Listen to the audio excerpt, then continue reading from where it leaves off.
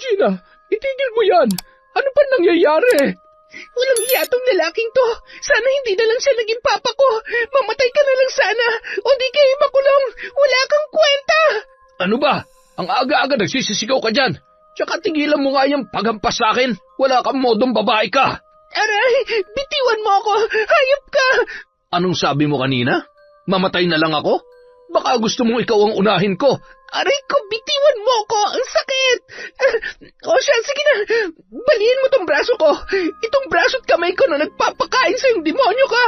Wala ka talagang pinagkaiba sa mama mo na nagmamagaling, ano? Mga buwisit kayo. Tulugan tao, iistorbohin ninyo. Saan ba napunta ang kokote nyo, ha? Mga walang respeto. Anong ginawa mo sa ipon ko, ha? Saan mo ginastos ang pera? Wala ka na nga silbi tapos nanakawan mo pa ako. Ay naku, napakaingay mo. Sagutin mo ako pa. Saan mo ginastos yung pera? Huwag mo sabihin gumamit ka na naman. Sabog ka na naman araw-araw. Kitang-kita sa itsura mo. Naubos sa sabungan. Ano, nasagot ko na ba? Kaya kung pwede, hayaan nyo na akong matulog. Mga walang kwenta. Taon 2014. Cebu. Malayo pa lang ay dinig na ni Gina ang malakas na boses ng kanyang amang si Boboy. Sa tono pa lang ng lalaki ay halata na namang lasing yon. Napapikit na lamang ang dalaga at napabuntong hininga. Habang bitbit sa kaliwang kamay ang plastik na naglalaman ng 2 kilong bigas, nabili niya yon gamit ang perang kinita sa paglalabada. Nang makarating, walang pagdadalawang isip na pumasok sa loob ng bahay si Gina. Sa pagkakataong yun, kitang-kita niya ang inang si Telma na namimilipit sa sakit dahil sa pananakit ng kanyang ama. Sa ilalim naman ng lamesa ay naroon ang kanyang 2 taong gulang na kapatid. Iyak ng iyak ang bata habang nakatakip pa ang sariling tainga. Patigilan niyo na si Mama, ano ba? Ay, buti nandiyan ka na. Kanina pa kita hinihintay eh. Oh, ano na naman ang kailangan niyo? At saka, ba't naisipan niyo pang umuwi? Sana hindi na lang, wala naman kayong silbi dito eh. Anong sabi mo? Ulitin mo nga bastos ka? Wala kang modo ah. Eh ano naman ngayon kung wala akong modo? Karespe-respeto ba kayo? Abang yabang mo ah. Tigil-tigilan mo nga yung bunganga mo, ha? Aray! Bitiwan niyo po ang buhok ko, masakit! Buboy, bitiwan mo anak ko! Ako na lang ang saktan mo! Tumahimik ka dyan, Telma. Makakatikim ka ulit talaga sa akin. Ano yung ginagawa mo, pa? Tigilan mo ng pagkapakapa sa bulsa ko, wala akong pera. Binili ko na ng bigas, ano ba? Eh, wala pala kayong silbi. Sana nga pala, hindi na lang ako umuwi rito. Huwag na nga kayong umuwi. Hindi naman namin kayo kailangan. Tsaka, hindi ba't nagtatrabaho ka? Yung perang yun ang gamitin mo dyan sa mga bisyo mo. Nakakahiya ka. Aray! Bitiwan nyo nga ako. Ano ba? Hoy, baka nakakalimutan mong anak lang kita, ha? Ang lakas ng loob mong pagsabihan ako ng ganyan. Ano ba nakain mo? Ang tapang-tapang mo, ha? Wala akong nakain. Isa lang naman ang rason eh. Alam nyo ba kung ano? Pagod na ako sa inyo, pa. Nagsasawa na ako sa mga pinagagagawa nyo. Mula pagkabata hanggang sa lumaki ako ng ganito, ganyan ka na.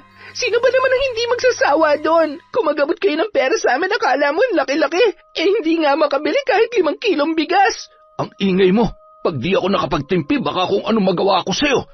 Ano? Papatayin niyo ako? Sige, patayin niyo ako. Ay nako, napakatigas mo talaga. Itong dapat sa'yo. Aray! Ang sakit! Hinablot ni Buboy ang buhok ni Gina at sinakal ang dalaga. Sa pagkakataong yun naman ay sinipa niya na ang kanyang ama kung kaya't siya ay nakawala. Aray ko! Walang hiya ka talagang babae ka. Mga buwisit kayo. Makalis na nga dito. Huwag na kayong babalik. Buti umalis na siya. Gina naman, bakit mo ba sinasagot-sagot ang papa mo? Pwede ba sa susunod, itiko mo na lang yung bibig mo para hindi ka na masaktan? Hanggang kailan ba tayo mananahimik, ma? Hanggat maaari, huwag ka na lamang sumagot. Eh anong gagawin ko? Hahayaan ko siya nasaktan kayo? Hindi pwede yun, ma. Lalo na ngayong buntis kayo. Ay, basta huwag ka na lamang makialam para hindi ka na pagdiskitahan ng papa mo. Umalis na kasi tayo rito, ma. Iwan na natin siya. Hindi pwede. Wala tayong mapupuntahan. Babalik tayo sa Bohol. Di ba nandun yung mga magulang at mga kamag-anak nyo? Umalis na kasi tayo rito sa Cebu. Hindi ko na kaya. Wala tayong perang pamasahe. Tayo lang naman dalawang may bayad kasi si Dodong, 2 taon pa lang. Libre naman yata ang bata. Malaking halagang kakailanganin natin. Mag-iipon po ako. Huwag po kayo mag-alala. At saka, hindi naman yata ganun kamahal, ma, kasi malapit lang naman ang Cebu sa Bohol eh. Dito na lamang tayo. Magbabago rin ang papa mo. Bakit ba ang rupok-rupok nyo, ma? Kung kayo iniisip nyo may pag-asa pa magbago yan si Papa, ako hindi na. Wala akong nakikita. Umabot na lang ako sa edad kong to. Hindi ko pa siya nakitang nagtino o di kaya nagpakama. Hindi ako pwedeng bumalik sa Bohol. Po? Bakit po? Dahil tinakwil ako ng buong pamilya ko nung mabuntis ako ng papa mo. Matapos yun sabihin ni Telma ay agad niyang tinalikuran si Gina. Kinuha ng babae ang bata sa ilalim ng lamesa. Nanginginig pa yun sa takot at humihikbing yumakap sa kanyang ina. Napatingala na lamang si Telma sa bubong at nung mga oras na yun, bumalik ang mga alaala ng nakaraan. Kung paano siya itinakwil ng kanyang mga magulang nung malamang siya ay nagdadalang tao. 17 anyos pa lamang siya noon, habang si Boboy naman ay 25. Nang tinalikuran na siya ng kanyang pamilya, ay naroon naman ang lalaki. Nangako pa ito na hindi siya pababayaan. Kung kaya't naniwala naman si Telma at sumama sa Cebu, kung saan nakatira si Boboy. Sa kanilang pagsasama ay unti-unting nagbago ang pakikitungo nito sa kanya. Ang dati malumanay na asawa ay naging mapanakit. Madalas na rin itong umuwi ng lasing at ang malala pa ay hindi na nag-aabot ng pera. Sa pagkakaalam din niya ay gumagamit na rin ang lalaki ng ipinagbabawal na gamot. Ilang sandali pa napahinto si Telma sa malalim na pag-iisip nang biglang magsalita sa kanyang likuran si Gina. May nabili akong 2 kilong bigas, ma. Ako na magsasaing. Magpahinga na lang po kayo dyan. Sige lang. Ay, siya nga pala. Maglugaw ka na lang para tipid at para umabot pa sa mga susunod na araw yung bigas. Hindi na lamang umimik pa ang dalaga at tumango na lamang bilang tugon. Nung mga oras na yun, gustong-gusto ni Gina na umalis at hindi na bumalik pa. Kaya lamang hindi niya maiwan ang kanyang kapatid at ang inang buntis sa puder ng kanyang ama. Hindi kaya ng kanyang konsensya na pabayaan ang dalawa. Sa kabilang banda, nang makarating si Buboy sa bahay ng kanyang kumparing si Dante, ay agad niyang sinipa ang isang upuan dahil sa galit. Humalakhak na lamang ang ibang mga kalalakihan na nakakita sa kanya. Para yung baliw na sinasabunutan ng sariling buhok habang nagmumura. Kumalma ka nga. Ano ba nangyari sa'yo't nagkakaganyan ka? Para ka sinapian ng 5 engkanto dyan ah. Wala akong napala sa amin. Wala talagang kwenta ang mga tao dun. Jesus, high blood mo naman. O eto, pampakalma. Uy Dante, sigurado ka rito? Wala akong pera. Ay nako, ayaw mo ba? Tsaka huwag ka mag-alala. Nagpadala ng pera yung misis ko na nasa abroad. Ang totoo nga budget yung pampagawa ng bahay pero ako nandito kaya wala siya magagawa. Ako masusunod kung saan ko manggastusin ang perang yan. Buti ka pa may naaasahang asawa. Ako wala Pero nagagamit ko naman siya sa kama. At nagpatuloy pa si Buboy sa paghalakhak. Napatitig pa siya sa isang maliit na pakete na iniabot sa kanya ni Dante. Sa pagkakataong yun, ang mga mata niya ay tila nagniningning. Nagmamadali siyang pumasok sa banyo at doon ay tahimik na ginawa ang kanyang kagustuhan. Kinabukasan, maagang nagising si Gina para magsaing. Nakita niya naman sa di kalayuan ang ama na pasuray-suray na naglalakad. Wala sa wisyo at nang makita ang dalaga ay napangisi pa yun. Ay nako, may tama na naman siya. Hoy, Gina, anong tinitingin-tingin mo dyan, ha? Tsaka ano yung binubulong-bulong mo? Ay, wala ho. Ang sabi ko, nakauwi na naman yung napakaresponsable kong ama. Bakit naman hindi ako uuwi rito? Bahay ko naman to, kaya hindi mo na yung dapat ipagtaka. Tumabi ka nga dyan, nakaharang ka sa daan eh. Ang laki-laki ng daan pa. Ay nako, umayos nga kayo sa paglalakad. Baka matumba pa kayo dyan at mabagok yung ulo nyo. Huwag naman sana, di ba? Anong sabi mo? Umagang-umaga, pinapainit mo agad ang ulo ko ah. Wala po yon. Ang sabi ko, baka sobrang dami niyang tutuli nyo. Kaya hindi nyo na ako marinig. Tsaka, kahit anong oras naman high blood kayo eh. Hindi na yun magbabago. Aba, napaka-piloso pa mo talagang bata ka. Aray, bitawan niyo ang braso ko. Ang aga-aga, ang sakit, aray, pa. Pag narinig pa kitang sinagot-sagot ako, puputulin ko na yung dila mo. Kung ayaw mo makatikim, manahimik ka dyan, ha? Naintindihan mo? Opo. Aray. Mabuti yan. Ayoko pa naman ng mga taong matitigas ang ulot, mga bastos. Matapos sabihin yon ng lalaki, ay malakas niyang itinulak ang kanyang anak. Namilipit pa sa sakit ang dalaga nang tumama ang kanyang likuran sa nakausling kahoy. Hindi naman siya napuruhan, pero kitang-kita ang pamumula noon at pangingitim ng kanyang braso, dulot ng mahigpit na paghawak ng kanyang ama. Nang makapasok naman si Buboy sa bahay ay agad siyang nagtungo sa kwarto kung saan mahimbing na natutulog ang asawa at ang 2 taong gulang niyang anak. Telma, gising. Hoy, Telma, gumising ka sabi. Nakauwi ka na pala. Aray, bitawan mo nga ako, Boboy. Shh! Tumahimik ka nga. Baka magising ang anak mo. Tigilan mo nga yung ginagawa mo. Buntis ako, ano ba? Ay, sus, ano naman ang problema? Tsaka tatanggi ka ba o yung anak mong pagdidiskitahan ko? Hindi na lamang umimik si Telma sa ginawa ng kanyang asawa.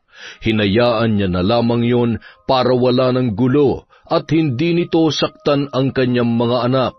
Sa pagkakataong yun ay umiyak na lamang ang babae at iniisip ang sitwasyon. 2 buwan na siyang buntis kaya hindi niya maiwasang mag-alala sa kanyang kalusugan. Sa katunayan, 2 beses na siyang nakunan dahil sa pananakit at sa ginagawang kademonyohan ng kanyang asawa. Pero kahit ganoon ay umaasa pa rin siya na magbabago si Buboy. Samantala, dinig na dinig naman ni Gina ang pangyayari sa loob. Umiyak na lamang siya at kasabay noon ay ang pagsipa niya sa mga maliliit na bato dahil sa galit. Hindi niya maintindihan ang kanyang ina kung bakit tinatanggap nito ang ginagawa ng kanyang ama. Tila manhid na hindi nararamdaman ang pagmamalupit ng lalaki sa kanila.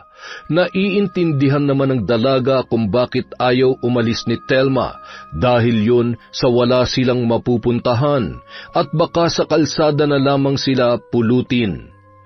Nang mga sumunod na araw, ganun pa rin ang nangyayari sa kanilang bahay, paulit-ulit at walang pagbabago. Hindi na sumasagot si Gina dahil baka kung ano na naman ang magawa sa kanya ni Buboy. Para sa dalaga, hanggat maaari at makakaya niya ay titiisin niya na lamang ang lahat. Isang araw, habang abala sa pamimili ng mga gulay si Gina ay napatingin siya sa isang matanda sa gilid. Kulukulubot ang balat noon at bulag ang isang mata. Noong una ang akala ng dalaga ay pulubi lang yon na nanlilimos ng pera. Aabutan niya sana ng 20 pero nang sinuri niya'y nalaman ni Gina na nagtitinda pala ang matanda. Magandang hapon po, nanay. Pwede po ba magtanong? Ano po yung mga tinda ninyo? Ay, iha, pakiusap, bumili ka na. Kanina pa akong umaga rito pero wala pa rin bumibili sa akin. Sige po, pero ano po ba mga yan? Para saan? Tsaka, titingnan ko kung aabot pa po itong pera ko. Huwag kang mag-alala, mura lamang ang mga ito. Siya nga pala, itong kamangyan, dinikdik na bawang, luya at kalamansi ay tig-30. Ito namang mga langis ko ay 60 lamang, kaya bumili ka na, iha. Sandali lang po para saan po ba mga yan? Yung mga kamangyan, bawang at luya, pati yung kalamansi ay mabisang panlaban sa mga aswang. Gagamitin mo lang ang mga ito sa pagpapausok tuwing sasapit ang 6:00 ng hapon. Dapat ikutin mo yung bahay ninyo ng usok para umalis ang masasamang elemento, espiritu at mga aswang. Ano po ba yung mga pinagsasasabi ninyo? Hindi na po uso yan ngayon. At saka, hindi naman mga masasamang elemento ang gusto ko mapali sa bahay, kundi po tao. Kung hindi ka naniniwala, abay, hindi kita mapipilit. Pero, sige, itong mga langis na lamang. Meron po ba kayong langis na para sa buntis? Yung pala ang hanap mo. Meron tayo niyan. Eto, kunin mo. 50 na lamang para sa'yo. Sino bang buntis? Ang mama ko po, 2 buwan na. Ay, ganun ba? Sige, makinig kang mabuti. Dapat ipapahid mo ito sa tiyan niya tuwing Martes at Biyernes sa 3:00 at 6:00 ng hapon. Nakuha mo ba? At saka, ang direksyon ng pagpahid ay pakrus, tapos 3 ulit lamang. Opo, naintindihan ko po. Tapos, ano pong epekto nito? Kung basela ng pagbubuntis ng mama mo, ay mabisa yan para kumapit ang bata. Sigurado po kayo? Baka po niloloko niyo lang ako, ha? Ano? Ako manloloko? Abay, mag-ingat ka sa mga pinagsasasabi mo. Pasensya na po. Siya nga po pala, yung ibang langis niyo dyan, para saan po? 4 lamang ang langis ko, pero iba't iba ang gamit.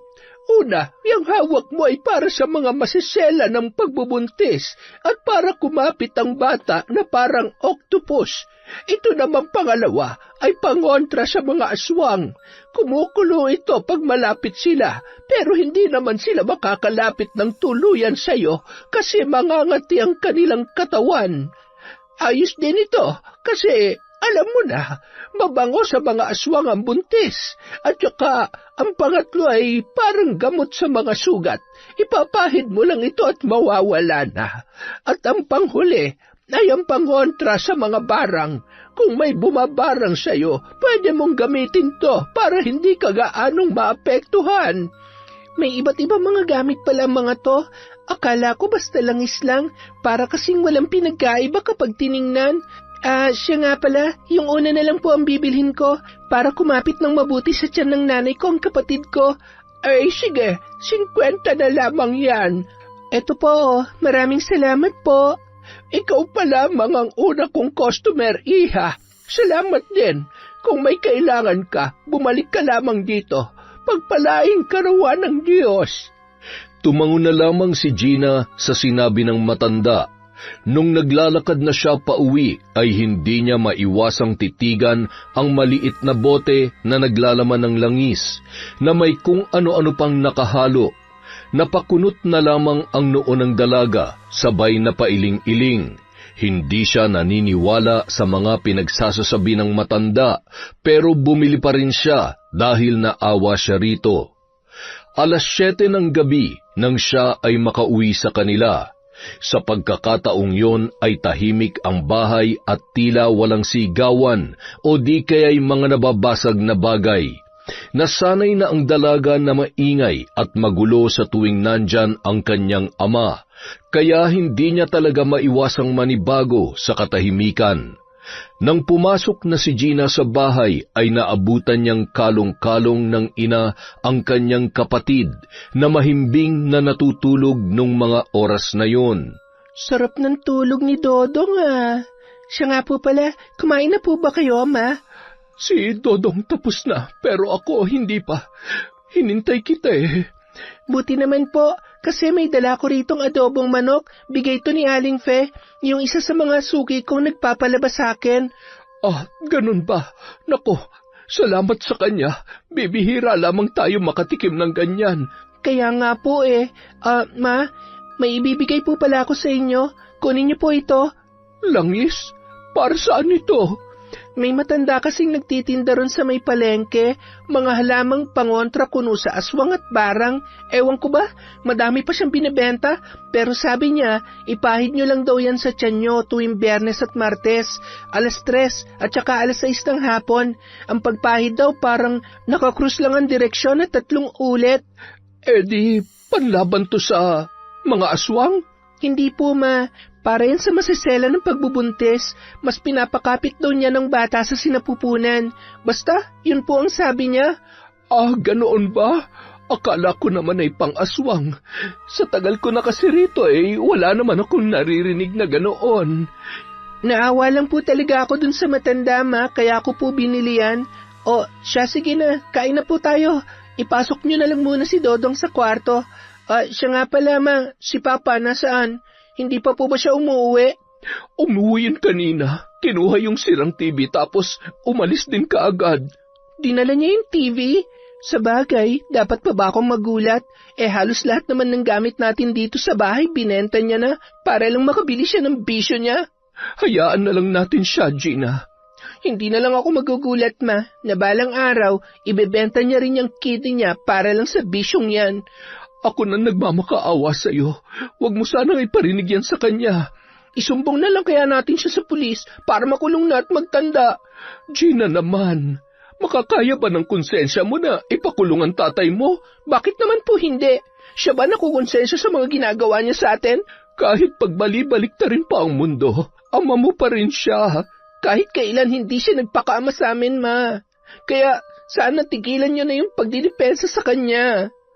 Matapos yun sabihin ni Gina ay tinalikuran niya na ang kanyang ina. Pagod na siyang marinig mula sa mga bibig noon ang pagtatanggol sa kanyang ama. Ama ko no, grabe, ako na nga tumatayong ama rito sa bahay. Ako yung gumagawa ng paraan para lang kumita at makakain kami. Halos mabulok na nga yung kamay ko kakalaba. Bugbog sarado na yung katawan ko kakatrabaho. Habang yung walang kwenta kong ama, ayun, nagpapakasaya lang. Sana all walang problema. Bulong na lamang ni Gina sa sarili habang nagsasandok ng kanin. Hindi niya mapigilang magalit at mainis noong mga oras na yon, lalo na't para siyang nagmumukhang masama sa paningin ng kanyang ina. Samantala, sa bahay nila Dante ay naroon si Boboy na malakas na nakikipaghalakhakan sa mga kalalakihan, habang hawak-hawak ang mga baraha sa kanyang kamay. Sa kanyang harapan naman ay may lamesa at sa gitna noon, naroon ang perang ipinampupusta sa sugal. Naglalaro sila ng Lucky 9 nung mga oras na yon. Kasabay ng pagbaba ng karamihan sa kanilang mga baraha ay ibinabari ni Boboy ang sa kanya. Nang makitang talo na naman siya ay agad yung nagmumura dahil ang perang kinita niya sa pagbenta ng sirang TV ay naubos na. Buisit na buhay naman talaga to. Hinadayaan niyo yata ako Ano ka ba naman, Boboy? Kalmahan mo nga lang. Paano ako kakalma kung ubos ng pera ko? Nakakainis naman talaga eto, Bir. Inumin mo. Huwag ka lang magwala rito. Sige na, salamat. Pero, meron ka ba dyan? Alam mo na yung tinutukoy ko. Baka naman, may tira-tira ka dyan. Pahingi naman, parang Dante Wala pang padala yung misis ko, pare. Kaya, wala pa akong budget ngayon. Pero pag meron na, huwag ka mag-alala. Hindi ako magdadamot sa'yo. Kilala mo naman ako. Para kasing gusto ko talaga ngayon, pare. Nako. Kasalanan mo rin naman yan. Inubos mo kasi yung pera mo dyan sa sugal. Lagi ka nalang umaasa na baka manalo. Pero kita mo, maski yata piso sa bulsa mo, wala na. Malas talaga, Buisit na araw to. Puro na lang kamalasan. Uuwi na nga lang muna ako. Baka may makuha pa akong pera dun sa anak ko. Pasensya ka na, pare. Visit din kasi yung mga kapatid ng misis ko Kung ano-ano ang pinagsasasabi nila sa kanya. Kaya eto tuloy, delayed yung padalan ng pera sa akin. Hindi na lamang umimik si Buboy at iniwan si Dante na pinagmumumura ang asawa na nasa abroad dahil hindi pa yon nagpapadala ng pera. Sa kabilang banda, mahimbing na natutulog sina Telma at Gina pati na rin ang bata. Nabulabog na lamang ang tatlo nang may malakas na pagkatok sa pinto. Sinabayan pa yon ng pagsigaw. Ako na lang ang magbubukas. Matulog na lang kayo ulit. Pero, Ma... Gina, sumunod ka na lang pwede. Para wala ng gulo. Nakakahiya na sa mga kapitbahay. Siguradong lasing na naman kasi yan o kaya may amats na naman eh. Huwag niyo siyang pagbuksan ng pinto. Hayaan niyo siya matulog sa labas, Ma. Ikaw matulog ka na. Kahit anong mangyari, huwag kang makikisali para hindi kayo pagdiskitahan ng papa nyo. Padabog na lamang na humiga si Gina at nagtalukbong. Ang kapatid niya naman ay sumiksik na lamang sa kanyang tabi habang nakatakip sa sariling tainga. Si Telma naman nagmamadaling binuksan ang pintuan. Sa pagkakataong yon ay agad na hinablot ni Boboy ang buhok niya at agad din siyang dinuro-duro. Bakit ba ang tagal-tagal mo magbukas? Leche talaga kayong mga tao rito, oh. Ilang minuto na akong pinapak ng lamok dun sa labas. Mga wala kayong kwenta. Bitiwan mo ako, Boboy. At saka, alauna na ng madaling araw. Nakakahiya sa mga kapitbahay natin. Natutulog na sila. Jesus, bakit ba ako mahihiya? May ambag ba sila sa buhay ko? Wala naman, di ba? Wala. Narinig mo yon? O siya, sige. Wala na silang ambag pero hinaan mo lang yung boses mo. Ba? Ang sexy mo naman kapag ganyan ka magsalita. Sinasadya mo ba yan para hindi ako magalit? Mabuti naman, lalo na talo ko ngayon sa sugal. Buti pa paligayahin mo na lang ako para hindi na ako mabwisit. Hindi na lamang umimik si Telma sa ginawang panghahalay ni Buboy sa kanya. Hinayaan lamang ng babae ang asawa na gawin ang kanyang kagustuhan para hindi na magsisigaw o magwala pa yon. Nung mga oras na yun naman ay kitang-kita ni Gina kung paano binababoy ng kanyang ama ang kanilang ina. Nagpapanggap lamang siyang tulog para sa katahimikan. Tinakpan din niya ang mata ng kanyang kapatid para hindi nito makita ang kalaswaang ginagawa ng kanilang ama. Kinaumagahan, maagang gumising si Gina para maglinis at makapagluto. Naabutan niya pa sa sala si Buboy na naninigarilyo, habang hawak-hawak ang kutsilyo at itak. Kinabahan ang dalaga sa kanyang nasaksihan kung kaya't iniwasan niya na makipagtalo o makipag-usap sa kanyang ama. Baka kasi uminit na naman ang ulo nito at siya ang pagdiskitahan. Gina, hoy, kunin mo nga yung 2 drum sa likod tapos linisin mo. Dapat malinis na malinis, ha? Ayokong may makita kahit konting lumot doon. Ano pong gagawin niyo doon, Pa? Dami naman tanong. Sundin mo na lang yung inuutos ko. Opo, Pa. Pasensya na po. Nagmamadaling sumunod si Gina sa utos ni Buboy. Nilinis niya ang 2 drum at siniguradong walang lumot na makikita roon. Nang matapos ay inilagay niya yon sa harap ng kanilang pintuan. Pa, eto na po. Ay siya, sige. Magsahin ka na ron at nagugutom na ako. Itong mga drum po, dito lang po ba? Bakit? May sinabi ba akong ibalik mo sa likod? O dalhin mo kung saan? Wala naman, di ba? Oo nga po pala, Pa. Meron po ba kayong pera dyan? Kahit po 20 lang, pambili ng sardinas, pang ulam? Bah, hihingan pa ako nitong buwisit na to. Wala akong pera. Tsaka umalis ka na nga sa harapan ko. Wala po kasi tayong ulam, Pa. Tapos yung asin at toyo naman, ubos na rin po. Wala ako kahit piso, kaya wag mo akong busitin. Pasensya na po, Pa. Nagmamadaling tumalikod si Gina at iniwan ng ama na abala sa paghahasa ng kutsilyo. Nagtataka man ay hindi na siya nag-usisa pa. Nang matapos sa pagsasaing ay agad na pumasok ang dalaga sa kwarto.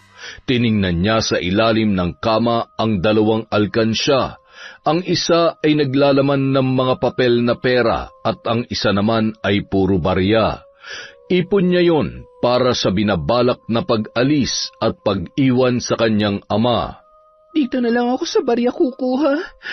Ay, may gulay nga akong nabili kahapon pero aanhin ko naman yon kung wala naman asin, mantika, toyo at kung ano-ano pa.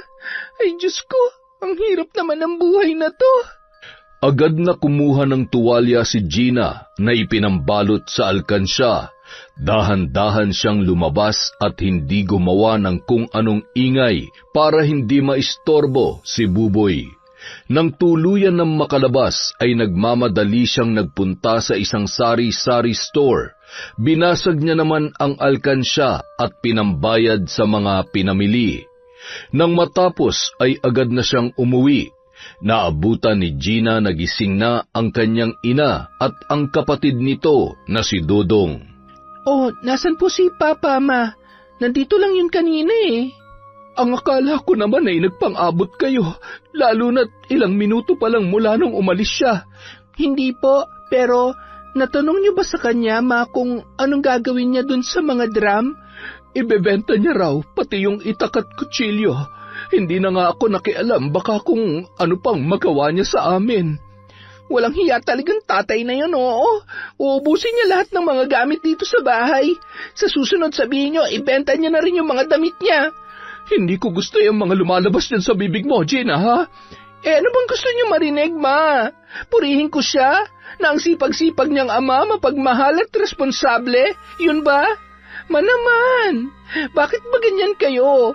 Pagod na ako sa pagtatanggol niyo sa kanya. Huwag naman kayo magbulag-bulagan sa mga ginagawa niyang kalokohan. Ang akin lang naman, huwag kang magsalita ng hindi magaganda laban sa papa mo. Ano ba dapat? Hindi ko na kayo maintindihan eh. Sa totoo lang, hindi ko naman na nararamdaman na meron pa akong ama kasi mula pagkabata hanggang sa lumaki ako, hindi na siya naging ama sa akin. At saka, yung anak pinoprotektahan, hindi sinasaktan. Bukod pa ron, kung nasa katinoan pa siya, hinding-hindi niya hayaang magtrabaho ko, Ma. Pero ano, wala siyang kwenta. Sarili niya lang ang iniisip niya. Tiis-tiis lang muna tayo, Gina. Magbabago rin ang papa mo, magtiwala ka sa akin. Kung kayo kaya niyong tiisin siya, ako hindi. Hanggang kailan ba kayo aasa na magbabago siya, Ma? Basta magdasal na lamang tayo sa Diyos, anak. Ipagdarasal na magbabago siya? Ay nako, Ma. Kahit ilang santo pa yan, hinding-hindi na siya mababago. Kasi kung gusto niya talaga magbago, matagal niya na yung ginawa sa sarili niya. Hindi mo kasi naiintindihan eh. Ako ang dapat niyong intindihin, Ma. Ano ba? Gumising na nga kayo sa katotohanan. Sawang-sawa na ako sa buhay na ganito. Pagod na akong tumayo bilang ama rito sa bahay at kumayod para sa inyo. Ubus na ako, Ma. Pagod na ako. Kayang magbago ng papa mo. Basta tulungan lang natin siya. Tayong pamilya niya, kaya dapat tayong unang tao makakaintindi sa kanya at kahuli-hulihang tao na tatalikod sa kanya. Napakamartir niyo naman. Tingnan niyo nga, Ma. Pamilya pa bang turing niya sa atin? Imulat niyo yung mga mata niyo. Gina, hanggat kaya natin, magtitiis tayo. Alam niyo po, naiinggit ako sa ibang mga kabataan. Sila nakakapag-aral, may mabuti at responsableng ama. Samantalang ako, eto, nagtatrabaho sa murang edad kasi yung papa ko walang pakialam. Ay, sige naman, kumain na nga lang tayo. Marami pang magpapalabas sa akin ngayon. Tahimik na lamang na nagpunta si Gina sa kusina at doon ay inihanda ang kanilang kakainin. Walang imikan na nagsalo-salo sa hapagkainan. Nang matapos ay agad na umalis ang dalaga. Samantala, nang maibenta na ni Buboy ang kutsilyo, itak at drum, agad siyang nagpunta sa isang kaibigan na tulak ng ipinagbabawal na gamot. Bumili siya roon ng 2 pakete at pagkatapos ay nagpunta kina Dante. Aba, ang aga natin ngayon ah! Ano pare? Halika na. Nako, baliw, wala akong pera ngayon. Meron akong dala dito, halika na, tara sa loob. Oy, bawal tayo dito sa bahay.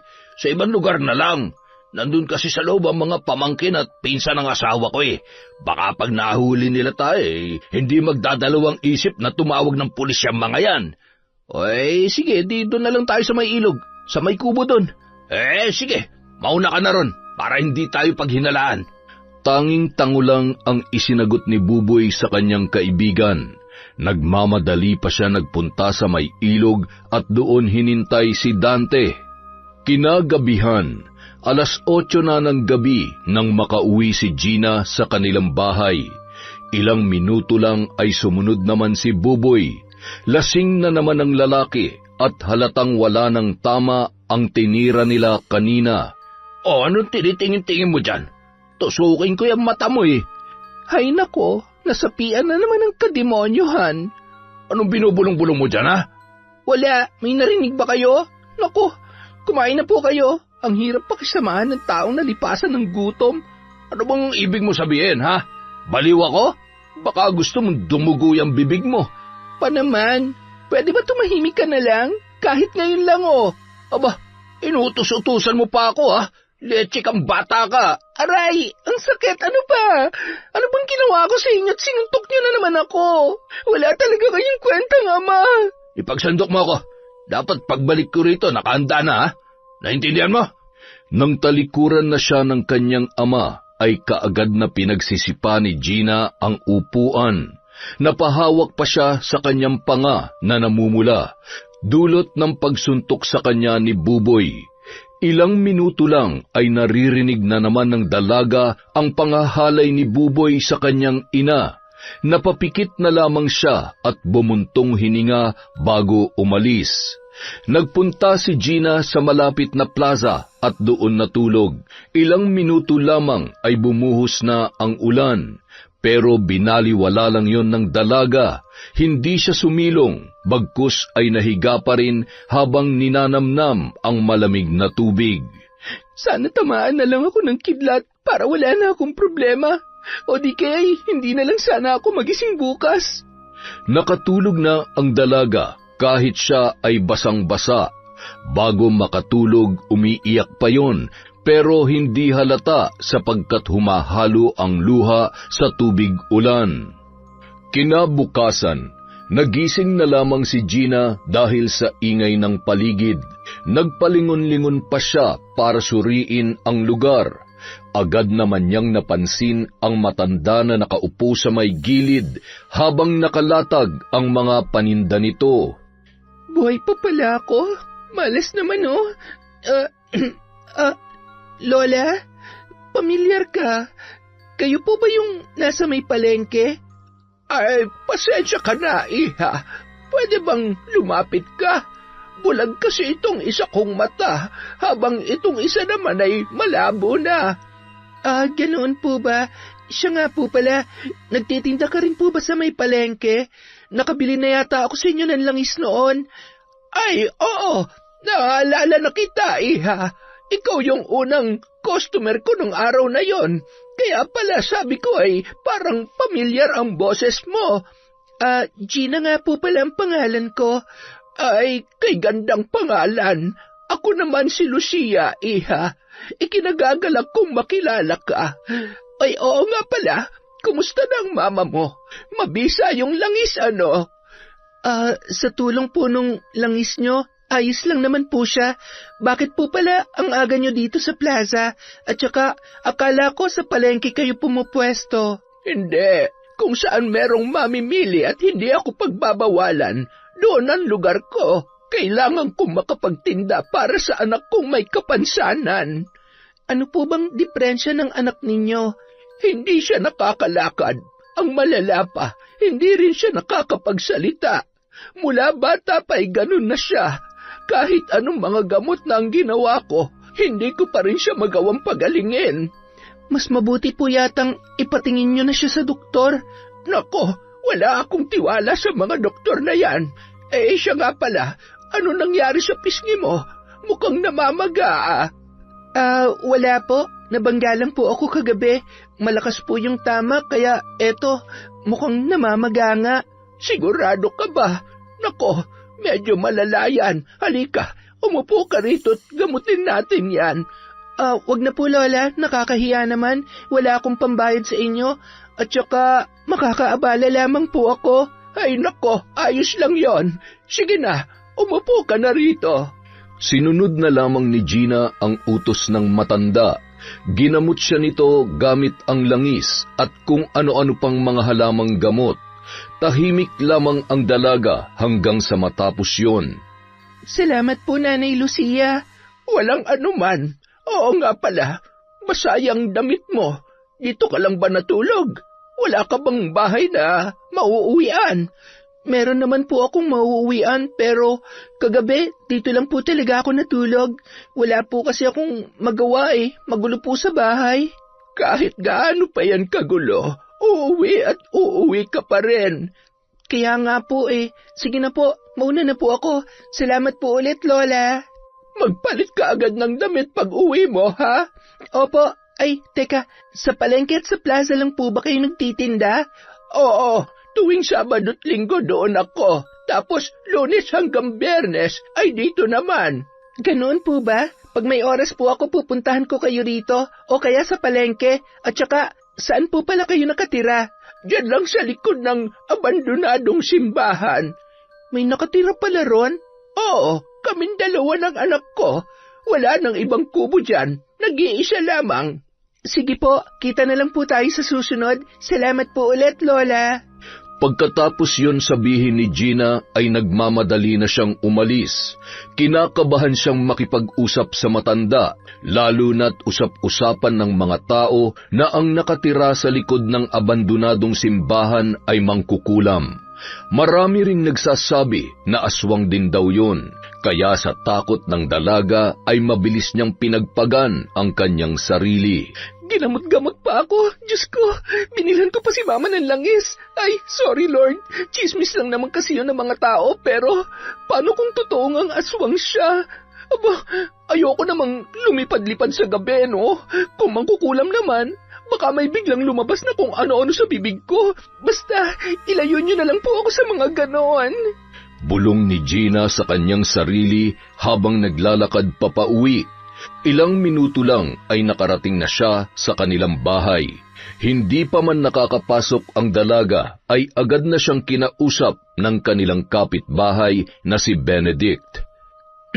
Gina, pwede ba kitang makausap saglit? Bakit po, kuya? Mga 5 buwan na rin kasi kayong hindi nag-aabot sa amin ng bayad sa kuryente. Sabi ni Mama, pag hindi pa raw kayo nakabayad, baka hindi na kayo pakabitin sa amin. Pasensya na po kayo, kuya. Hayaan nyo, bukas na bukas din, mag-aabot po ako. Sige lang, tsaka sorry talaga kung naniningil kami ha. Kailangan na kailangan din kasi namin ng pera ngayon eh. Medyo gipit din kami kasi may babayaran pa kami sa tuition ko. Naiintindihan ko po, kuya. Sige po pasok na po ako sa loob. Bukas na bukas po, mag-aabot po ako sa inyo. Sige, salamat Gina ha. Napabuntong hininga na lamang na pumasok sa loob ng bahay si Gina. Nung pagkakataong yun, nakita niyang abala sa pagluluto ang kanyang ina, habang ang kapatid niya naman ay naglalaro sa kwarto. Ma? Oh, saan ka natulog kagabi? Hahanapin sana kita, kaso lamang ay umulan. Saan ka ba nagpunta? Doon lang po sa plaza. Nakatulog po ako kaya hindi ako nakauwi. Pasensya na po kayo, Ma. Ganoon ba? Siya nga pala. Ano nangyari dyan sa mukha mo? Bakit may pasa ka? Nagugulat pa po ba kayo? Wala namang ibang gagawa nito kundi yung asawa nyo. Ang bait niya, no? Sinagot-sagot mo na naman siguro. Sige, kampihan nyo pa yung adik na yon. Umagang-umaga, pinagtatanggol nyo na naman. Ay nako, ayang ka na naman. Sige na, umupo ka na dyan at kakain na tayo. Magbibihis lang po muna ako. Hindi na pinakinggan ni Gina ang mga sinabi ng kanyang ina. Nagmamadali niyang tinalikuran yon at nagbihis. Ilang minuto lang ay lumabas na rin siya upang saluhan sa umagahan ang kanyang nanay at kapatid. Nang matapos ay umalis na ang dalaga upang magtungo sa mga kabahayan na nagpapalaba. Samantala, maagang nagpunta si Boboy sa bahay nila Dante. Binalitaan kasi siya ng kaibigan na isasabong ang manok nito. Oh, Boboy, aga mo Anong oras ba tayo pupunta dun sa kabilang barangay, pre? Mga 10:00 pa. Ano, may pampusta ka ba sa manok ko? Aba, ako pa ba? Oo naman. Naks naman Saan mo na naman nakuha yan? Huwag mo sabihing nagbenta ka na naman ng mga gamit ninyo. Sus, sikretong malupit yon. Ano akala mo sa akin? Di marunong dumiskarte. Pero hindi ako nagbenta ng mga gamit ngayon, ha? Halos wala na nga mapakinabangan sa bahay, eh. Kung ganon, saan mo nakuha yung pera mo? Basta, di mo na kailangan magtanong. Nagnakaw ka, no? Parang ganon na nga. Wow, grabe, lupit mo, pre! Siyempre, kailangan din nating dumiskarte paminsan-minsan. Patawa-tawa na lamang si Dante sa mga sinabi ng kanyang kaibigan.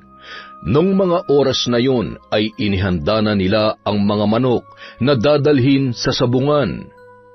Kinagabihan, paika-ikang naglalakad si Gina habang bitbit ang plastik na naglalaman ng ulam.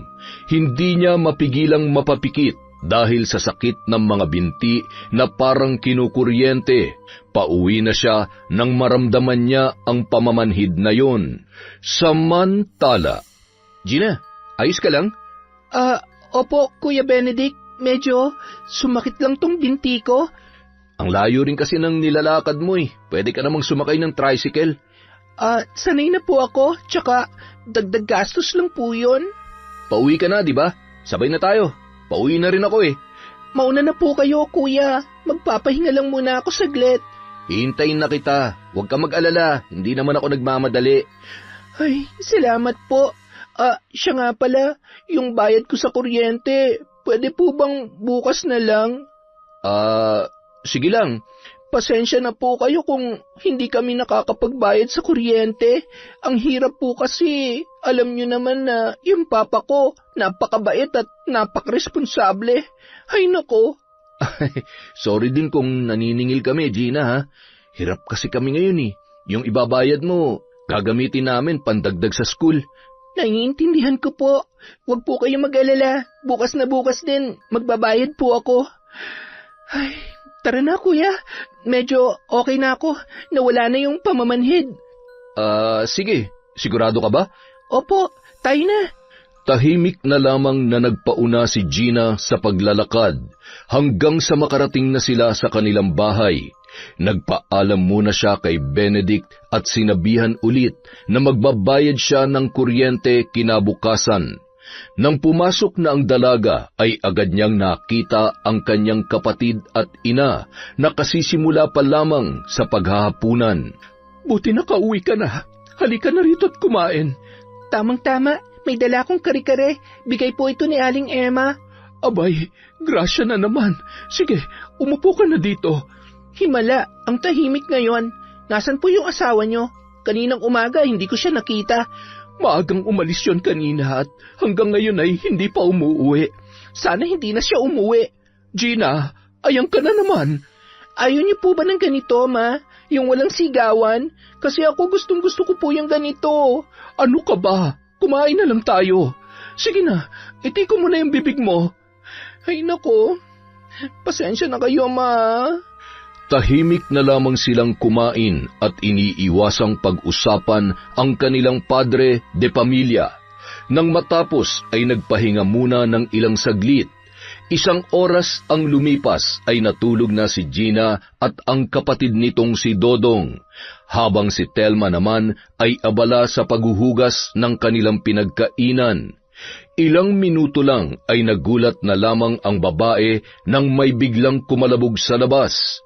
Nagmamadali siyang nagtungo roon. Ay nako, Buboy, ikaw lang pala yan. Ba, ang ganda mo yata ngayon ah. Sinadya mo bang magpaganda para sa akin, ha? Lasing ka na naman. Pumasok na tayo sa loob. Hoy, Telma, hindi ako lasing, no? Pero parang ganun na rin. Leche kasi yun si Dante. Walang hiya. Naubos yung pera ko sa pagpusta sa mga duwag niyang mga manok. Nagsayang ka na naman ng pera. Sana bumili ka na lang ng bigas na pakinabangan pa natin. Hoy, babae. Nagmamagaling ka na naman? Sinesermonan mo ba ako, ha? Buisit ka? Gusto mo bang makatikim nitong kamao ko? Hinaan mo nga yung boses mo. Natutulog ng mga bata. Jesus, wala akong pakialam kahit magwala pa yung isa mong anak. Siya nga pala, anong ulam? Ipaganda mo nga ako. Nagugutom na ako eh.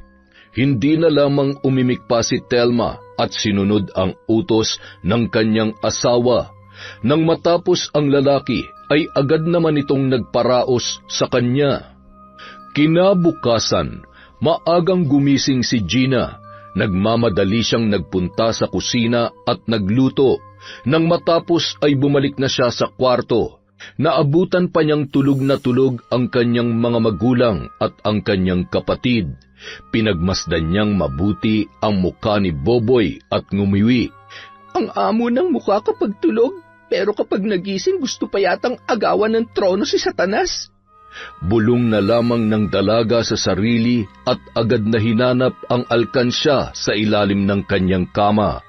Hindi niya yun makita kung kaya't agad niyang ginising ang ina para tanungin. Ma, gising, ma.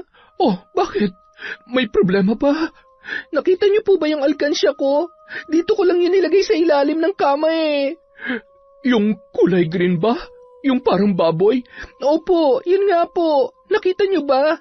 Ipon ko yun para sana pamasahin natin papuntang Bohol eh. Pero kailangan ko munang kunin yung laman nun para may pambayad tayo ng kuryente kina Kuya Benedict. Nakakahiya na kasi.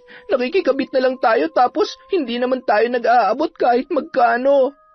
Nakita ko yun kahapon sa likuran eh. Nung umihi ako pero wala nang laman. Tingnan mo nga kung yun talaga. Nagmamadaling pumunta si Gina sa likod bahay at doon nga ay nakita niya ang kanyang alkansya. Galit na galit siyang bumalik sa kwarto, bitbit yon at ipinaghahampas sa kanyang ama. Gina, itigil mo yan! Ano pa nangyayari? Walang hiya tong lalaking to. Sana hindi na lang siya naging papa ko. Mamatay ka na lang sana. O di kayo makulong. Wala kang kwenta. Ano ba? Ang aga-aga nagsisisigaw ka dyan. Tsaka tigilan mo nga yung paghampas sa akin. Wala kang modong babae ka. Aray, bitiwan mo ako. Hayop ka. Anong sabi mo kanina? Mamatay na lang ako? Baka gusto mong ikaw ang unahin ko. Aray ko, bitiwan mo ko. Ang sakit. O siya, sige na. Baliin mo tong braso ko. Itong braso at kamay ko na nagpapakain sa yung demonyo ka. Wala ka talagang pinagkaiba sa mama mo na nagmamagaling ano? Mga buwisit kayo. Tulugan tao, istorbohin ninyo. Saan ba napunta ang kokote nyo, ha? Mga walang respeto. Anong ginawa mo sa ipon ko, ha? Saan mo ginastos ang pera? Wala ka na nga silbi tapos nanakawan mo pa ako. Ay naku, napakaingay mo. Sagutin mo ako pa. Saan mo ginastos yung pera? Huwag mo sabihin gumamit ka na naman. Sabog ka na naman araw-araw. Kitang-kita sa itsura mo. Naubos sa sabungan. Ano, nasagot ko na ba? Kaya kung pwede, hayaan nyo na akong matulog. Mga walang kwenta. Nang mabitawan siya ng ama, ay agad na kinuha ng dalaga ang upuan na kahoy sa gilid ng kama at pinaghampas si Buboy gamit yon. Gina, itigil mo yan! Matagal na kami nagtitiis sa'yo, pa. Kailan ka ba magtitino? Tumugo ang ilong ng papa mo. Ano ba? Bitawan mo yan! Sa gulat ay agad na binitiwan ni Gina ang upuan at tiningnan ang ama na namimilipit sa sakit. Pa, sorry. Hindi ko po sinasadya. Walang hiya ka. Hindi mo sinasadya. Lumapit ka rito. Malilintikan ka sa akin. Halika, makikita mo hinahanap mo. Aray ko, bitiwan niyo ang buhok ko, pa. Ang sakit. Hinablot ni Buboy ang buhok ng dalaga at hinila yon papunta sa labas. Namimilipit sa sakit si Gina, ngunit walang awa naman siyang pinagsusuntok ng ama. Umiyak na lamang siya habang ginagawang pananggalang ang kanyang mga braso. Si Telma naman ay pinipigilan ang kanyang asawa, ngunit tinulak lamang siya ng lalaki. Hindi nito inisip na siya ay buntis. Tumigil ka na, Boboy. Parang awa mo na. Nasaan ba yung itak ko, ha? Kunin mo nga, Telma. Bilis! Papatayin ko talaga tong babaeng to, eh. Hindi, wag. Ano ba? Tigilan mo na yung anak mo. Wala kang silbi. Hindi mo ba ako narinig, ha? Sabing kunin mo yung itak, wisit ka. Ay nako, ako na nga lang. Nang pumasok sa loob si Boboy, agad na nilapitan ni Telma si Gina, na nung mga oras na yon ay halos hindi na makilala dahil sa natamong pasa at sugat sa muka. Umalis ka na habang wala pang papa mo. Madali ka. Sumama kayo sa akin, ma. Baka kayong pagdiskitahan niya. Aray ko, ang sakit. Ako nang bahala rito. Sige na, umalis ka na. Dahil sa takot ay paika-ika na lamang na tumakbo si Gina papalayo. Nung mga oras na yon ay hinabol pa siya ng ama na may dalang itak. Ngunit nang may dumating na mga motor at tricycle ay huminto rin ang lalaki at hinayaan na lamang na makatakas ang dalaga. Aray ko! Papatayin niya talaga ako! Grabe! Wala na siya sa sarili niya! Bulong ni Gina sa kanyang sarili habang naglalakad papunta sa plaza. Dinala siya ron ng kanyang mga paa at doon ay naabutan niya ang matandang si Lucia na naglalatag na ng mga paninda. Lola Lucia? Sino ka? Lumapit ka nga rito at hindi kita makita ng malinaw. Ako po ito, si Gina. Ay, oo, ikaw nga. Ano ba nangyari sa'yo? Diyos ko, ang dami mong pasa at dumudugo pa yung bibig mo. Muntik na akong mapatay ni Papa. Buti po nakatakas ako. Bakit niya naman yung gagawin sa'yo? Nasiniban po ng kademonyuhan. Hindi ko na nga po alam kung kailan siya babalik sa katinuan niya. Pagod na po ako sa kanya. Gusto ko na lang po mamatay siya o di kaya sana hindi na lang siya ang Papa ko. Masama na kung masama pero nagsasawa na ako magkaroon ng adik, lasenggo, sugarol at mapanakit lamang katulad niya. Ay, Diyos ko, iha, masama yung mga sinasabi mo. Ama mo pa rin yun. Halika nga rito at gagamutin kita. Hindi niya po dapat ginagawa sa akin to, Lola Lucia. Pasensya na po kayo sa akin. Ay, naiintindihan ko naman. Sige na. Umupo ka na rito sa gilid ko para magamot na kita at saka tulungan mo na lang din akong iligpit tong mga paninda ko. Sumama ka muna sa amin para makapagpahinga ka. Mawalang galang na po. Alam ko po na medyo bastos ako sa puntong ito pero pwede po bang magtanong? Sige lang. Ano ba yon? Marami po kasi akong naririnig na sabi-sabi tungkol sa nakatira ron sa likod ng abandonadong simbahan. Sabi nila, aswang daw ang nakatira doon. Ang sabi naman ng iba, mangkukulam. Ano po bang totoo? Di ba, kayo lang yung nakatira doon? Yun po ang sabi niya nung nakaraan. Natatakot po ako.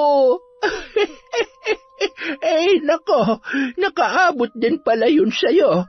Huwag ka mag-alala. Walang katotohanan ang pinagsasasabi nila. Baka kasi gawin niyo akong ulam Makinig kang mabuti, bata. Hindi ako aswang at lalong hindi ako mangkukulam. Isa akong manggagamot na may kaalaman din sa pambabarang noon. Pero dahil walang naniniwala sa akin, kaya ayon, nagkakalat sila ng kung ano-anong chismis. Sigurado po ba kayo? Hindi po kayo lumilipad sa gabi? Sa tanda kong ito ay makakalipad pa ba ako? Ay nako, yan talagang mga taong yan, oo. Ang hilig-hilig manira ng puri ng iba. Maniwala ka sa akin, iha. Hindi ako aswang. Ay nako, pasensya na po kayo, Lola Lucia. Ayos lang, sige na. Halika na't nang magamot na kita. Walang pagdadalawang isip na umupo si Gina sa tabi ng matanda. Nang mga sandaling yun ay ginamot siya ni Lola Lucia gamit ang langis at halamang gamot na dinikdik ng pinong-pino. Nang matapos ay nagtulungan silang iligpit ang mga paninda at nagsimulang maglakad papunta sa likod ng abandonadong simbahan. Nakakatakot naman po dito, Lola Lucia. Naku, kaya niyo talagang tumira sa lugar na ito? Nasanay na kami, iha. Tsaka, yung mga kaluluwa na nakikita ko rito ay hindi naman masasama. Sa katunayan nga'y sila pa ang tumutulong sa akin noon sa panggagamot. Meron po kayong third eye? Parang ganoon na nga. Nakakakita ako ng mga kaluluwa, tikbalang, engkanto, duwende, at kung ano-ano pang hindi nakikita ng mga normal na tao na kagaya mo. Ayaw ko na pong tumuloy. Nakakatakot naman Ano ka ba? Tara na. Huwag ka matakot. Nandito naman ako Sige po. Basta, bantayan niyo po ako, Lola, ha? Siya nga pala, meron po akong tanong. Sige, ano yon? Totoo pong may alam kayo sa pambabarang? Oo. Ang totoo niyan ay marami na akong naparusahang tao. tulad ng mga taong may kabit, nanggahasa at pumatay, at saka may mga kaluluwa rin na di matahimik na nagpapatulong sa akin. Kung ganun, pwede niyo po bang parusahan ng papa ko? Gusto mo siyang mamatay? Hindi po. Gusto ko lang naturuan siya ng leksyon at pagsisihan lahat ng mga ginawa niya sa amin. Pwede po ba yun, Lola Lucia?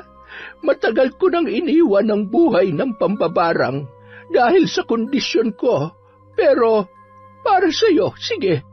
Salamat po, Lola Lucia. Natapos ang pag-uusap ng dalawa nang makarating na sila sa munting kubo. Naroon sa loob ang anak ni Lola Lucia na si Jessica, isang dalagang may kapansanan sa paglalakad at pagsasalita. Nang makita nito si Gina ay agad na tinakpan ng dalaga ang kanyang muka dahil sa hiya. Hi po, ate. Ano pong pangalan niyo? Huwag po kayong mahiya sa akin. Hindi siya nakakapagsalita, pero nakakarinig naman. Kailangan mo nga lang lakasan ang boses mo. Ganoon po ba? Ano pong pangalan niya, Lola Lucia? Siya si Jessica. Jessica, siya naman si Gina. Dito muna siya titira kasama natin, ha? Tumango na lamang ang dalaga bilang sagot. Ate Jessica, ang ganda niyo po. Hindi pa rin siya pinansin ni Jessica kung kaya't hindi niya na lamang yon pinilit. Ginamot na lamang ni Lola Lucia ang mga sugat ni Gina at hinugasan yon ng maligamgam na tubig. Ilang minuto lang ay nakatulog ang dalaga dahil sa pagod at pananakit ng kanyang katawan. Samantala, napahawak na lamang sa kanyang tiyan si Telma dahil sa nararamdamang tensyon. Nung mga sandaling yon ay palakad-lakad sa kanyang harapan ang asawa habang bitbit sa kaliwang kamay ang itak. Halatang mapurol yon, ngunit kung sino man ang tamaan ay maaaring masugatan. Sa ilalim naman ng lamesa ay nakatago si Dodong na tinakpan pa ang sariling tainga. Tahimik na humihikbi ang bata at takot na pinagmamasdan ang kanyang ama. Kapag hindi pa umuwi ang batang yon hanggang mamayang gabi, kayo ang gigilitan ko ng leeg. Huminahon ka nga, Boboy. Paano ako hihinahon? Binastos ako ng anak mong yon. Alam mo naman kung bakit siya nagagalit, di ba? Aba, lechen to.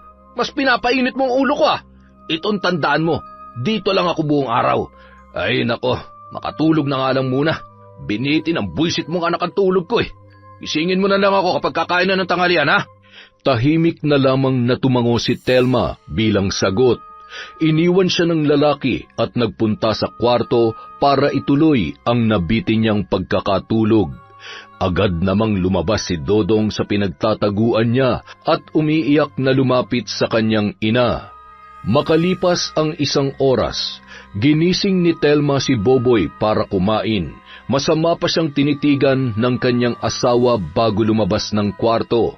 Nang matikman nito ang luto ng babae ay agad yung napamura dahil matabang ang pagkakatimpla. Pasensya na, dadagdagan ko na lang ang asin. Wag na, hindi ka talaga maaasahan. Ay nako, nakakawalang gana Hindi na lamang umimik si Telma sa sinabi ni Boboy. Sa halip ay tinanggap na lang ng babae ang pagmumura nito sa kanya.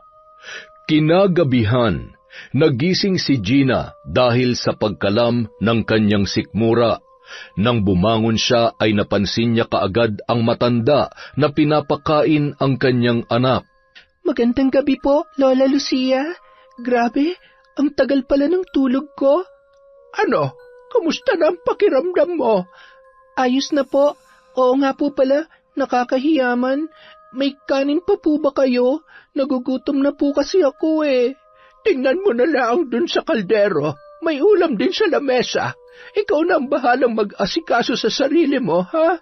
Sige lang po, salamat po. Pagkatapos kong kumain, uuwi na din po ako agad. Baka kasi kung ano nang nangyari kay Mama at kay Dodong Nako, delikado iha. Hindi kita hahayaang umuwi na lang basta-basta. Baka kung anong gawin sa'yo ng papa mo. Huwag kang mag-alala, tutulungan kitang maparusahan siya. Hindi ba't yun ang gusto mo? Gagawin natin mamaya pagkatapos mo dyan. Tumango na lamang si Gina bilang tugon. Nagsandok siya ng makakain at inasikaso ang sarili. Nang matapos ay nagpahinga saglit. Hinintay niyang matapos ding kumain ang matanda. Ilang minuto lang lumabas na sila sa kubo at nagpunta sa gilid ng abandonadong simbahan. May maliit na pintuan doon kaya naglalabas-pasok lamang sila. Tiningnan na lamang ni Gina si Lola Lucia na lumapit sa may altar kung saan naroon ang mga santo. Lumuhod doon ang matanda, sabay sambit ng mga salita na tanging siya lamang ang nakakaunawa. Nakaramdam naman ang dalaga ng malamig na hangin, pero hindi niya lamang yon pinansin at pilit na pinapakalma ang kanyang sarili. Gina, lumapit ka rito. Po? Bakit po?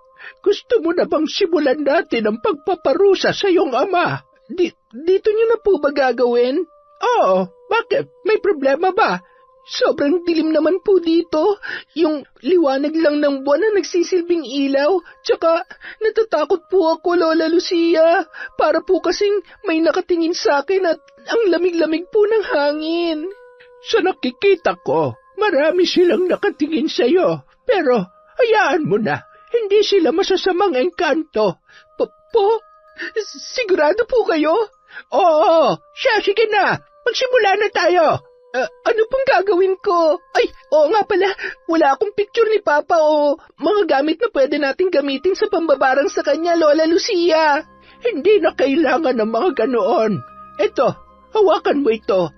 Ano po yan? 3 tuyong dahon galing sa puno ng balete. Napakunot noon na lamang si Gina sa isinagot ng matanda. Sa pagkakataong yun ay may inilatag na bilog na tela si Lola Lucia. Kulay pula yun na kasing tingkad ng dugo. Nagsindi naman siya ng 12 itim na kandila at inilagay yun sa bawat gilid ng tela na hugis pabilog din. Inutusan niya ang dalaga na pulbusin ang hawak nitong dahon ng balete hanggang sa maging pino yun. Pagkatapos ay ipinabigkas sa kanya ng 13 ulit ang pangalan ng kanyang amang si Boboy. Sige, ilagay mo dito sa gitna ng tela. Sunod po, ano pong gagawin ko? Lumuhod ka. Magsasagawa tayo ng ritual. Kung maririnig mo kung parang humihinto, dapat ang sasabihin mo ay ang buong pangalan ng papa mo. Nakuha mo ba? Para lang pala pong nagtatanong ka tapos sasagot ako? Oo, parang ganoon na nga. Sige, lumuhod ka na. Sinunod na lamang ni Gina ang sinabi sa kanya ng matanda. Pinapanood ng dalaga habang nag-uusal ng kung ano-anong orasyon si Lola Lucia. Kasabay naman ng malakas na tinig ay ang tila paggalaw ng mga upuan sa loob ng simbahan. Lumalaki din ang apoy ng kandila at sa pagkakataong yun, ang usok ay parang nagtitipon-tipon. Nagulat si Gina nang makitang ang 7 dahon na kanyang pinulbos ay naging mga uod. Takot man ay pinili na lamang ng dalaga na manahimik at kung ano pa ang mangyari kapag naistorbo ang pag-oorasyon. Pinikit na lamang niya ang kanyang mga mata at inalala ang pagmamalupit ng kanyang ama. Samantala, kalong-kalong ni Telma ang anak na si Dodong habang nakatingala sa kalangitan. Maliwanag ang bilog na buwan ng mga sandaling yon. Napaisip siya kung kailan uuwi si Gina at kung saan ba ito nagpunta. Pinapakiramdaman naman niya ang asawang malakasang hilik na natutulog sa kanilang kwarto. Nasaan kaya ang ate mo ngayon, Dodong? Sana'y ayos lang siya. Napahinto naman sa pagsasalita si Telma nang bigla na lamang may lumagapak sa loob. Nagmamadali siyang pumasok at tiningnan kung ano ang nangyari. Agad namang bumungad sa kanya si Boboy na nasa sahig at tila nahihirapang huminga. Ano nangyayari sa iyo, Boboy? Diyos ko! Parang may malaking bato na nakaharang dito sa may lalamunan ko. Ang sakit! Hindi ako makahinga! Nagmamadaling kumuha ang babae ng tubig at ipinainom yon sa kanyang asawa. Ngunit hindi nito malunok ang tubig na yon, bagkus ay isinusuka niya lamang. Makalipas ang ilang segundo, may biglang lumabas na maliliit na kulay pulang tela na parang dugo. Sumunod namang lumabas sa kanyang bibig ang mga uod. Napamura pa si Boboy sa mga nasaksihan. Maya-maya naramdaman naman niya ang pagkaparalisa ng kanyang mga paa. Hindi niya yun maigalaw. Telma, tulungan mo ako! Hindi ko mailakad ang mga paa ko! Diyos ko, ano ba nangyayari sa iyo, Buboy? Napamura na lamang ang lalaki, ngunit bigla na lamang sumargo sa kanyang bibig ang napakaraming ipis. Sa takot ni Telma ay agad siyang dumistansya sa kanyang asawa. Nang mga sandaling yon, bigla namang parang kinuryente si Buboy dahil sa mainit na tumutulo sa kanyang katawan. Bigla siyang tinubuan ng mga pantal, tagihawat at kalaunan ay naging pigsa. Kung tititigan ay para na siyang lantang gulay sa sahig. Hindi maigalaw ang katawan habang pinapalibutan ng mga insekto. Kumuha na lamang ng walis ang babae at winalis ang mga yon palabas ng bahay, tsaka sinabuyan ng kumukulong tubig. Tinulungan niya si Buboy na makabalik sa kama. Mabigat ang lalaki, kaya naman sumakit ang tiyan ni Telma. Ano ba nangyayari sa iyo? Aray ko, Diyos ko, yan na nga bang sinasabi ko eh. Napakasalbahe mo kasi. Gustuhin mang magmura at magsalita ni Buboy ay hindi niya na magawa dahil sa pananakit ng kanyang lalamunan at pagkakaroon ng maraming sugat sa labi. Sumirit ang dugo mula roon na kalaunan ay tila naging parang patak ng kandila.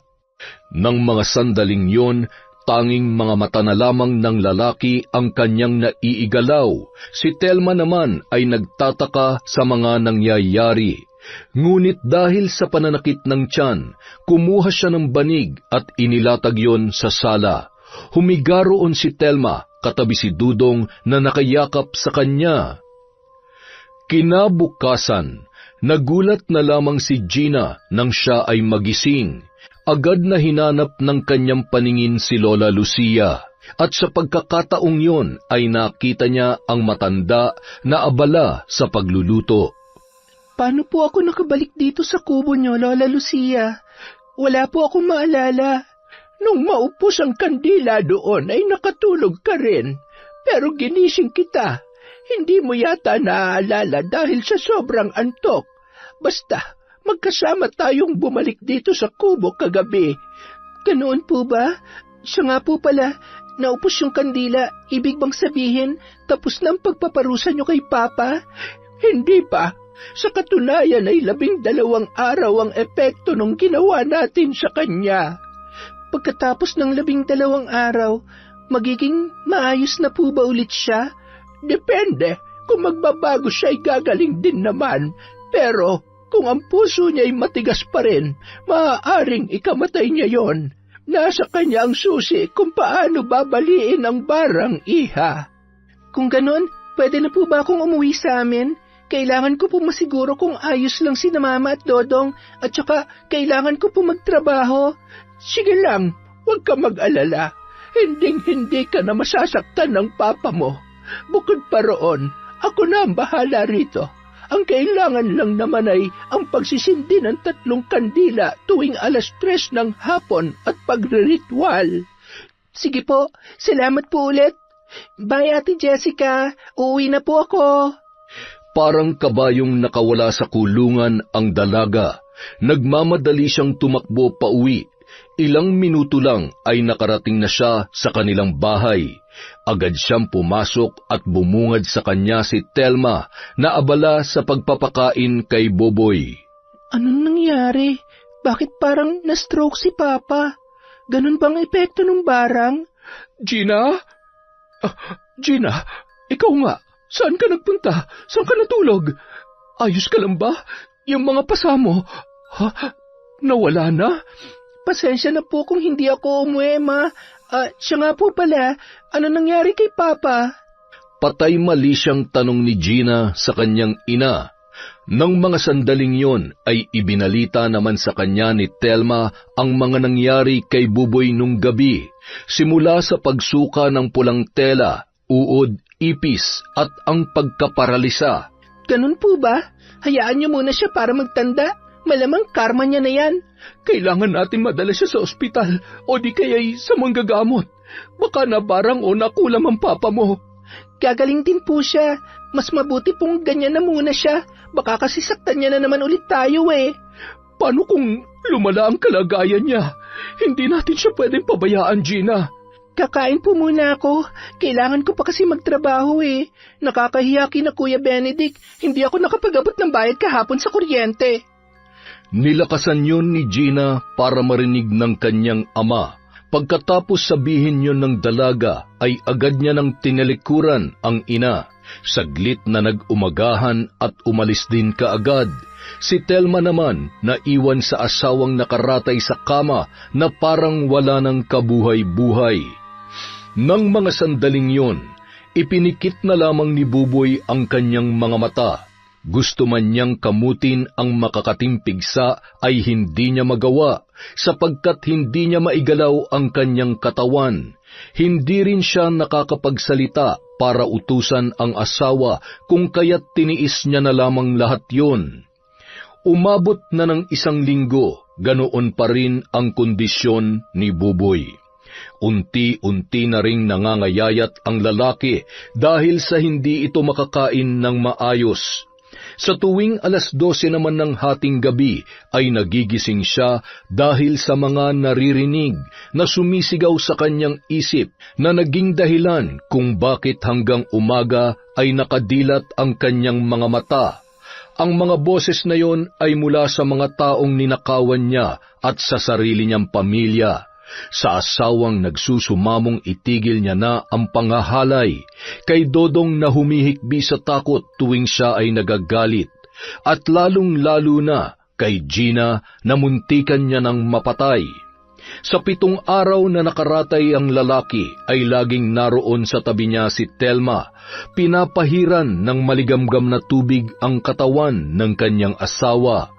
Hindi rin napapagod ang babae na pakainin at alagaan si Buboy. Gina, bakit ngayon ka lang? 11:00 na. Pasensya na po ma, ang dami kasing pinalabhan ni Aling Fe. At saka, wag na po kayo mag-alala, kumain na po ako. Sige, magpahinga ka na. Ay, siya nga pala. Po? Meron ka bang pera dyan? 7 araw ng ganito ang papa mo. Dalhin na natin siya sa ospital, Gina.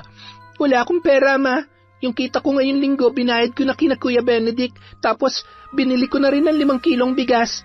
Kailangan na talaga nating ipatingin ang papa mo sa doktor. Saka na, ma. Makalipas siguro 5 araw. Huwag kayong mag-alala, gagaling din siya. Kung magtitino nga lang siya. Sige na po, pagod na po ako eh. Matulog na rin po kayo, ma. Hindi na nakaimik pa si Telma at humiga na lamang sa tabi ng kanyang asawa. Ang lalaki naman ay nakapikit ang mga mata habang ninanamnam ang mga sinabi ng kanyang anak. Sa pagkakataong yun, naawa siya sa dalaga sapagkat hating gabi na itong nakakauwi para lamang makapagtrabaho. Nakaramdam na rin siya ng lungkot dahil sa tila pagmamatigas at panlalamig na pakikitungo sa kanya ng kanyang anak. Nang 10 araw, nagulat na lamang si Telma sa kanyang mga nakita, sapagkat ang mga kuto ng lalaki ay gumagapang na papunta sa kanyang muka. Sa takot naman ni Buboy ay bigla siyang nakapagsalita. Nagmamakaawa sa asawa na alisin ang mga yon. Diyos ko, ang dami nun. Mabuti na lang at wala na. Ay teka, nakakapagsalita ka na ulit, Buboy? Naku, salamat sa Diyos. Pasensya ka na, Telma, ha?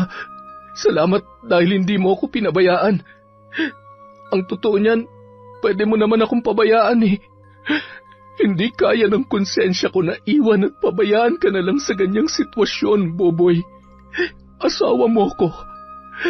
Hindi ko kayang abandonahin ka. Hindi ako naging mabuti sa iyo, sa inyo. Malupit at mapanakit akong asawa. Huwag mo nang isipin yon. Sige na, magpahinga ka na. Matapos yun sabihin ni Telma ay agad na siyang naglakad papunta sa kusina. Maya-maya dumating na si Gina at kaagad ding humilata dahil sa sobrang pagod.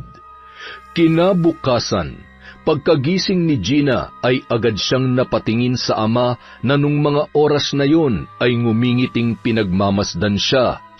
Pa, bakit po? Bakit ganyan kayo makatingin? Masaya lang ako kasi may anak akong katulad mo na masipag at mapagmahal. Nakakapagsalita na po kayo? Oo, wala na kasi yung pananakit ng lalamunan ko eh. Ang problema na lang talaga eh, hindi ko maigalaw tong katawan ko. Tuwing hating gabi naman ay nagigising na lang ako na parang nababali ang hita ko pero ayos naman na. Ganoon po ba? Mabuti naman. Maiwan ko na po muna kayo. Ay, teka lang, saglit. Bakit po? Masaya ka ba kasi nagkakaganito ko? Bakit niyo po natanong yan, pa? Kasi kung ganito ko, hindi na kita masasaktan. Gusto niyo ba talagang malaman? Opo, pa. Masaya ako. Pakiramdam ko, nakapaghiganti na ako sa inyo. Pakiramdam ko, ang gaan-gaan ng araw ko kasi walang nananakit sa akin. Pero, pa, hindi ako nakukontentong ganyan ka lang. Kasi, yung gusto ko ay, yung magsisi ka sa mga ginawa mo sa amin. Yung aminin mo yung pagkakamali mo. Patawarin mo ko, anak. Hindi ko na uulitin. Pinagsisisihan ko na ang lahat. Maniwala ka sa akin. Magpapahangin lang po muna ako sa labas. Wala akong tiwala sa sarili ko. Mas gugustuhin ko pang magkaganito na lamang ako habang buhay para hindi ko na kayo masaktan pa. Basta, sana lang mapatawad niyo ako. Huwag po kayo mag-alala, pa. Gagaling po kayo. Maiwan ko na po kayo. Nagmamadaling lumabas si Gina. Pagkatapos ay walang imik na kumain bago umalis para magtrabaho. Kinabukasan, maagang nagpunta ang dalaga sa kubo ni Lola Lucia. Kinumbinsi niya ang matanda na ihinto na ang pambabarang dahil ang kanyang ama ay nagsisisi na. Mamayang 12:00 ng gabi, sa kabilugan ng buwan, mababali na ang barang, kaya huwag ka na mag-alala. At saka, ibinubulong din sa akin ng mga espiritu na ang iyong ama ay mayroon daw mabuting puso. Naligaw lamang siya ng landas, pero hayaan mo na dahil simula ngayon ay magbabago na siya. Maraming salamat po, Lola Lucia. Biyaya po kayo ng langit sa amin. Walang anuman, iha. Handa akong tumulong sa sino mang nangangailangan. Hindi na umimik pa si Gina at niyakap na lang ang matanda bago umalis sa kanilang kubo. Kinagabihan, habang mahimbing na natutulog ang asawa at mga anak, hindi mapigilang mapangiti ni Boboy. Noon lang niya naranasang pagmasdan ang kanyang pamilya, kaya hindi niya maiwasang matuwa. Ilang minuto ang lumipas ay bigla na lamang siyang napasigaw nang maramdaman ang pananakit ng tiyan. Sa gulat ni Gina at Telma ay agad silang napabangon. Pa, ano nangyayari sa inyo? Ayos lang po ba kayo? Ang sakit ng tiyan ko. Napahinto ang lalaki sa pagsasalita nang bigla siyang sumuka ng mapait na likido. Pagkatapos noon ay napatampal na lamang siya sa kanyang noo at tumagilid. Nakakagalaw na ako. Telma, Gina, nakakagalaw na ako. Wala na rin yung mga pigsa. Tingnan nyo, magaling na ako. Nang sabihin yun ni Buboy ay agad na napaatras si Gina. Bakit? May problema ba? Bakit ka lumayo? Anak, hindi na kita sasaktan. Sigurado po kayo, pa. Pasensya na po. Hindi lang talaga mawala sa isip ko yung mga ginawa niyo sa akin noon eh. Walang pagdadalawang isip na tumayo si Buboy at niyakap ang kanyang anak. Nang mga oras na yun ay medyo masangsang pa ang amoy ng lalaki, ngunit tiniis na lamang yun ng dalaga. Kinabukasan, maagang gumising ang padre de pamilya upang ipagluto ang kanyang asawa at mga anak.